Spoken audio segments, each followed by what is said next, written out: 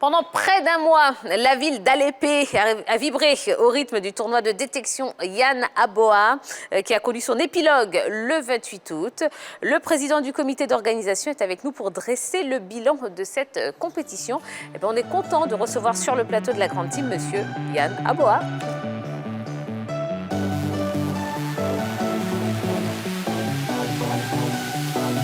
Bonsoir, bonsoir monsieur Aboa. Installez-vous.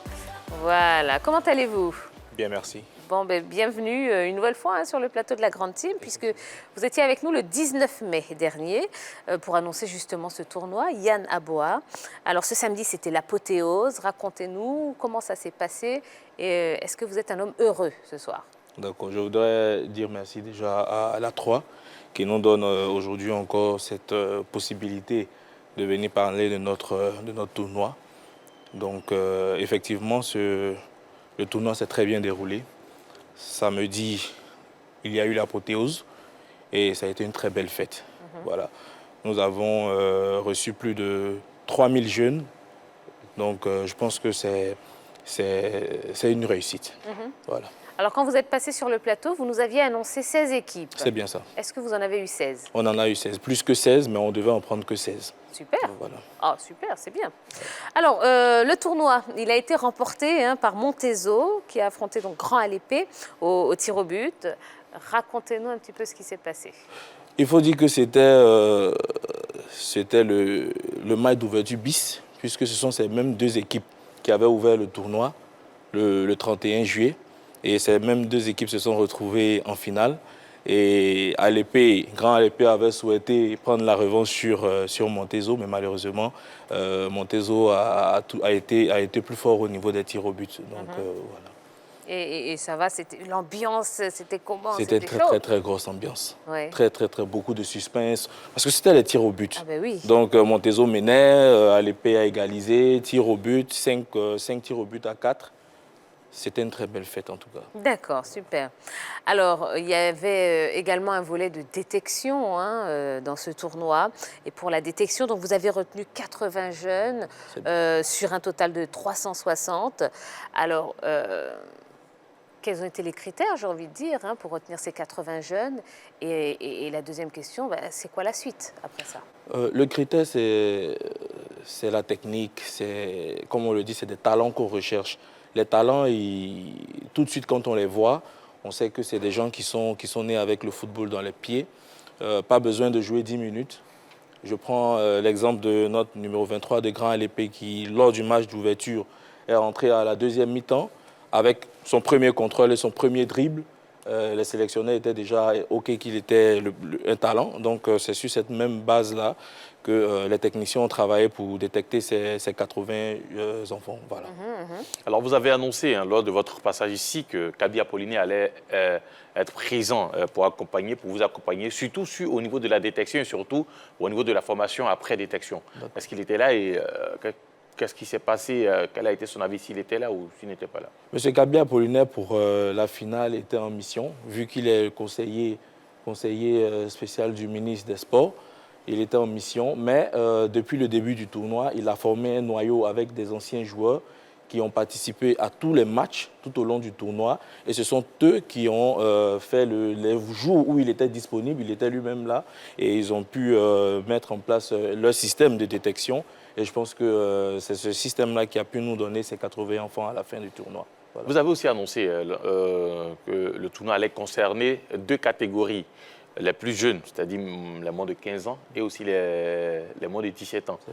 Finalement, comment ça s'est passé? Est-ce qu'on a eu une finale? Parce que là, on parle de Montezo face à Grand Alépé. Or, la compétition concernait deux catégories. Comment finalement ça s'est passé? D'accord. Comme je l'avais dit précédemment sur le plateau, nous avions souhaité faire jouer les U15 et les U17 à part, mais on n'a pas eu suffisamment de jeunes pour pouvoir avoir 16 équipes de 15 ans et 16 équipes de 17 ans. Donc, on a dû faire une fusion de ces deux catégories-là. Et je pense que l'esprit fair play qui a demeuré tout au long de ce tournoi-là a permis à ces tout petits-là de révéler leur talent. Et je pense que tout s'est passé bien dans l'ensemble. Voilà. Pénurie de talents donc dans la région de Lamé? Non, pas du tout, pas de pénurie, mais c'est seulement si on voulait vraiment attendre de pouvoir avoir 15 équipes ou 16 équipes de U15 et 16 équipes de U17, le tournoi n'aurait pas démarré à la date prescrite. Donc, je pense qu'on a essayé de faire ça comme ça. Mais ça s'est très bien passé parce que normalement, nous, ce qu'on voulait éviter, c'était que les tout petits se fassent blesser par les plus grands. Mais je pense que l'esprit fair play, comme je l'ai dit, a eu le dessus sur tout le reste. Donc, il n'y a pas eu de blessés. Et voilà, tout s'est bien passé, en tout cas, dans l'ensemble. Voilà. Moi, je reviens sur la dénomination même du tournoi. Tournoi de détection Yann Abouad Alépé.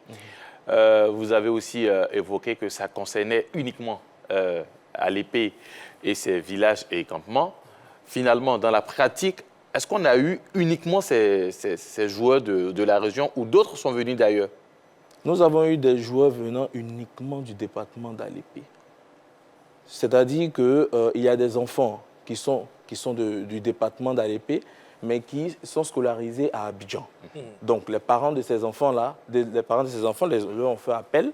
Ils sont rentrés dans leurs différents villages et ils ont participé au tournoi. Donc, nous n'avons eu que des joueurs venant du département d'Alépé. Voilà. D'accord. Alors, vous aviez également évoqué la création, la construction de dortoirs pour les académiciens.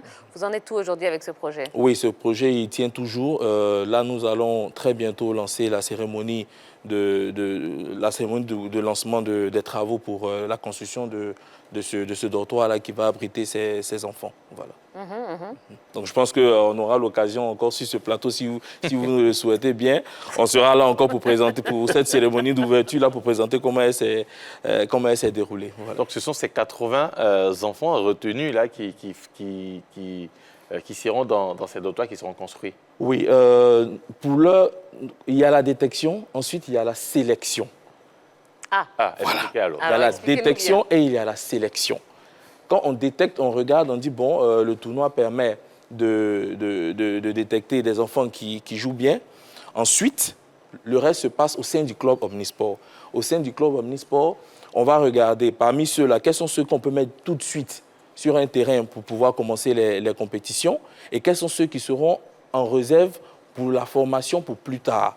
Voilà ce que j'appelle détection et sélection. Si c'est pour ceux qui vont aller tout de suite, ce n'est pas les 80.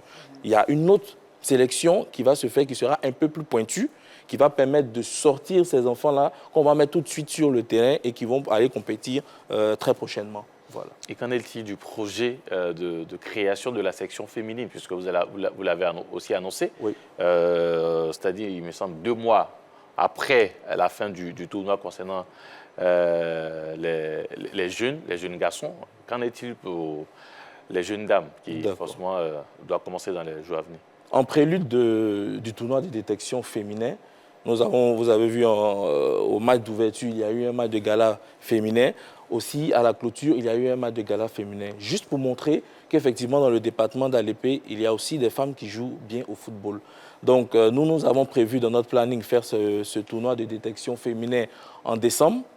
Mais aujourd'hui, nous risquons de le faire un peu plus tôt pour engager ces femmes-là dans la compétition, puisque très bientôt, ça va s'ouvrir. Donc, on souhaite rapidement mettre en place le dispositif qu'il faut pour les détecter et pouvoir compétir avec elles. Donc, c'est pour très, très, très bientôt, en tout cas. Aujourd'hui, tout votre staff technique est déjà constitué. Ils ont pris part à cette je voulais dire... Au tournoi. Au tournoi. Et donc, qu'est-ce qu'ils pensent des différents athlètes déjà qu'ils ont pu voir?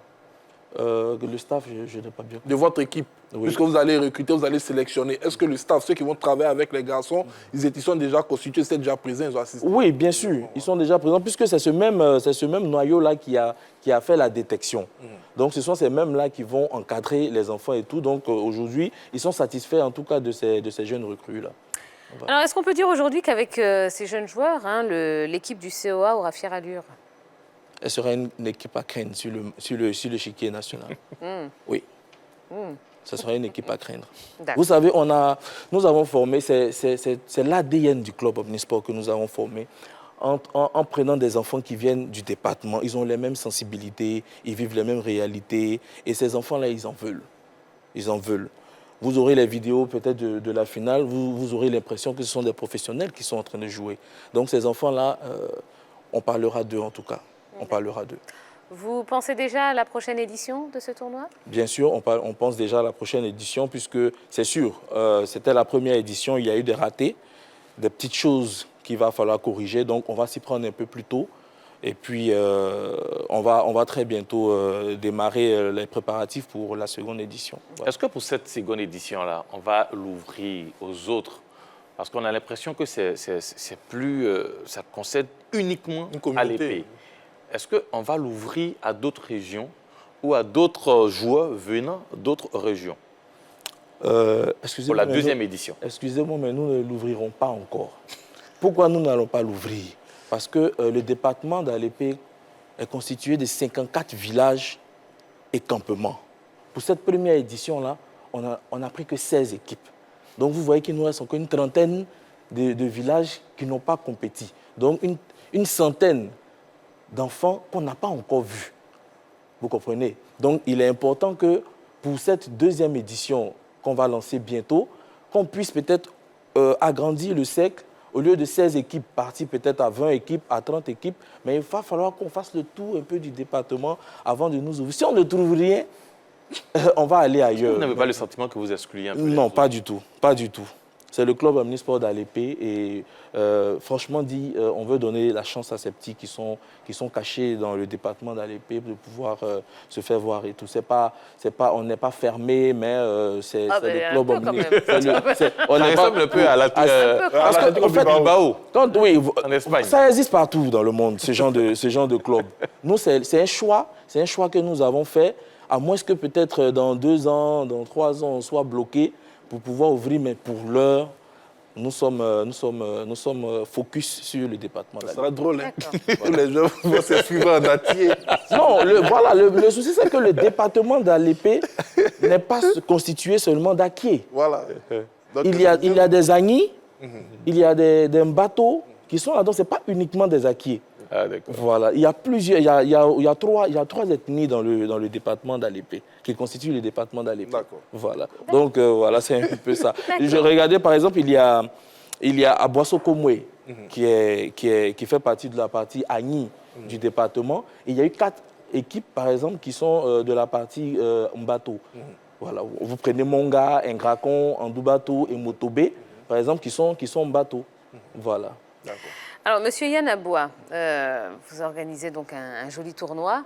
Moi, j'aimerais quand même savoir quelle est la motivation première de l'organisation de ce tournoi. Est-ce que ce ne serait pas, peut-être à court terme, devenir président de club? Je suis président délégué du club omnisport d'Alépé. Et donc, j'ai déjà un club sous la main.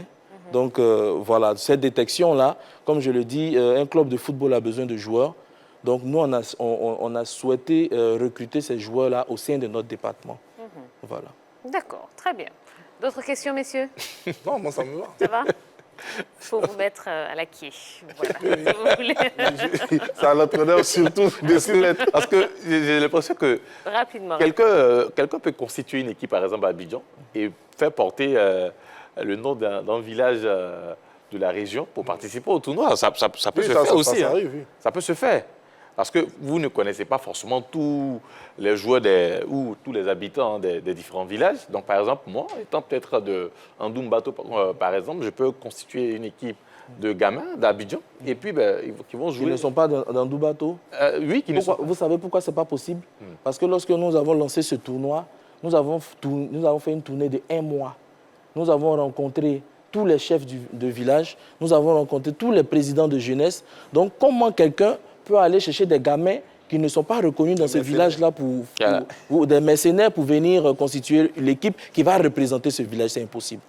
Parce que la chefferie, les responsables de jeunesse sont impliqués. Ce sont eux qui accompagnaient ces gamins-là pour venir jouer. Donc, comment vous faites pour faire rentrer quelqu'un qui n'est pas du village? C'est pas possible. Mais les tournois intervillages, après le mercenariat a pris le dessus, donc attention.